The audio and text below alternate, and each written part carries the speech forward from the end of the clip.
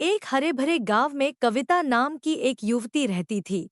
कविता का सपना था कि वह अपने गांव की पहली महिला डॉक्टर बने। वह जानती थी कि यह रास्ता आसान नहीं होगा, क्योंकि उसके परिवार की आर्थिक स्थिति कमजोर थी और गांव में पढ़ाई की सुविधाएं सीमित थीं। फिर भी कविता ने अपने लक्ष्य को हमेशा अपने मन में रखा।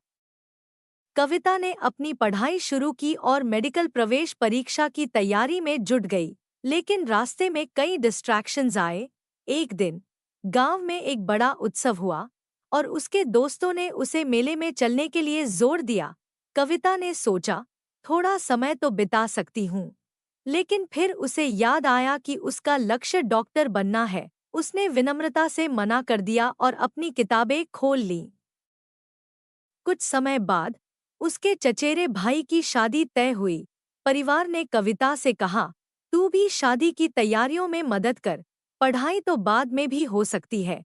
कविता का मन डगमगाया, क्योंकि वह अपने परिवार को दुखी नहीं करना चाहती थी। लेकिन उसने खुद को याद दिलाया, ये सब साइड शोज हैं, मेरा लक्ष्य सबसे महत्वपूर्ण है। उसने परिवार को समझाया और अपनी पढ़ाई जारी रखी। एक और चुनौती तब आई जब गांव में बाढ़ आ गई। कविता ने गांव वालों की मदद के लिए दिन-रात काम किया। इस दौरान उसकी पढ़ाई रुक गई और उसे लगा कि वह पीछे रह जाएगी। लेकिन उसने हार नहीं मानी। उसने सोचा, मैं अपने लक्ष्य पर ध्यान रखूंगी। समय कम है, लेकिन मैं हर पल का उपयोग करूंगी। बाढ़ के बाद उसने और मेहनत की और रात-रात जागकर पढ़ाई की। परीक्षा का दिन आया। कविता ने पूरी एकाग्रता के साथ पेपर दिया।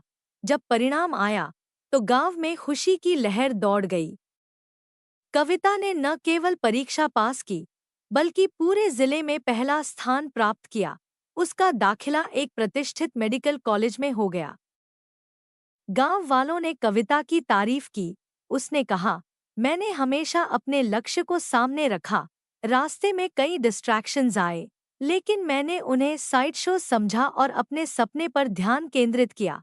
सीख, यह कहानी हमें सिखाती है कि अपने लक्ष्य पर ध्यान केंद्रित रखने से ही सफलता मिलती है। रास्ते में आने वाली छोटी-मोटी बातें हमें भटका सकती हैं, लेकिन अगर हम अपने सपने को प्राथमिकता दें, तो कोई भी चुनौती हमें रोक नहीं सकती।